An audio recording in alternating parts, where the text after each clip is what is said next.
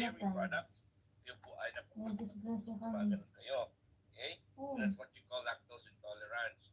Hindi po siya ma-process ng mabuti ng iyong tiyan ang milk or dairy products. Kaya po ikaw ay merong irritability. Okay? So, and then, dairy products have additional health benefits. For example, increased dairy intake may be associated with lower risk of heart disease. And it po sasabi dito, pag mataas yung iyong dairy intake, ay bumababa din yung risk mo for heart disease. So, syempre, mga iba't ibang mga studies po yan. Another review found that the regular consumption of milk and yogurt was linked to a lower risk of metabolic condition that raises your risk of heart attack, stroke, and type 2 diabetes. Okay, so pag kumakain ka, umiinom ka, nagkukonsume ka ng milk at yogurt, makatulong po siya sa heart at syempre sa diabetes, makaka-avoid daw. Syempre, pag yung produkto na initake mo ay konti yung sugar, di ba? Kasi meron na mga produkto na yung mga sugar level na taas. However, keep in mind that cheese can be high in saturated fat. Mo pa ako. Kasi meron mga cheeses po na full fat. Okay?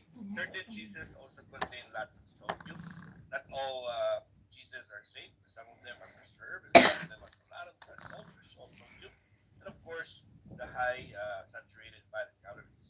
Okay? Which some people may need to limit. Okay?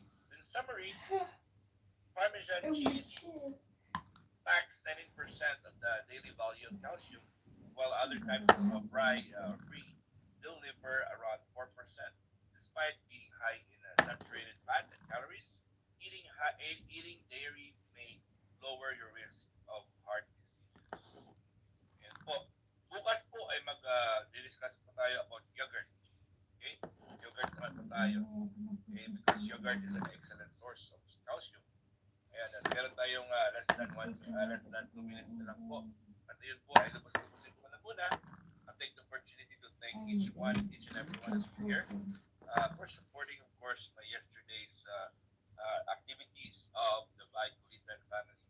Okay, of course, we just finished our premier marathon, and we had 4 hosts today. So I was the first host from 11 a.m. 4 p.m. Philippine time, and was followed by RMTV 21 from 4 to 6, and 6 to 8 was BAMS 2.0, and then 8 to 12 is Pearl S. Nani Vlogs.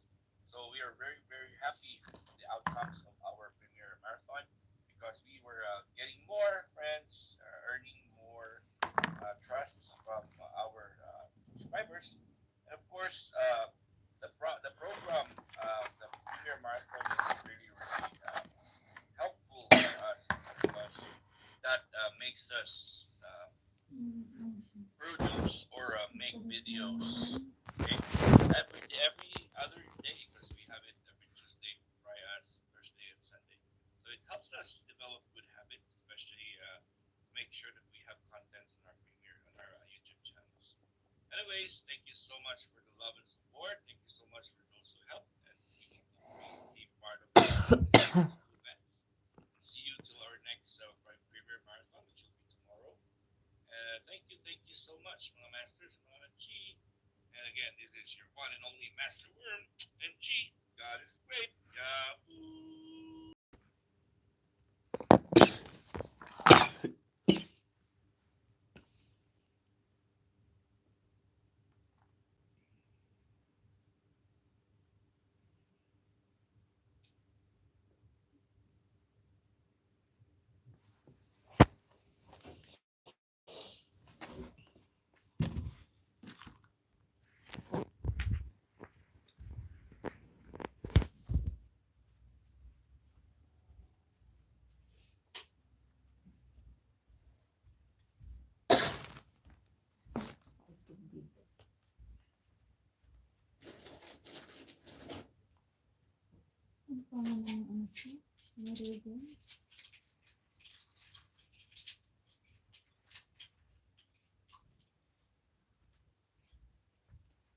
Yahoo!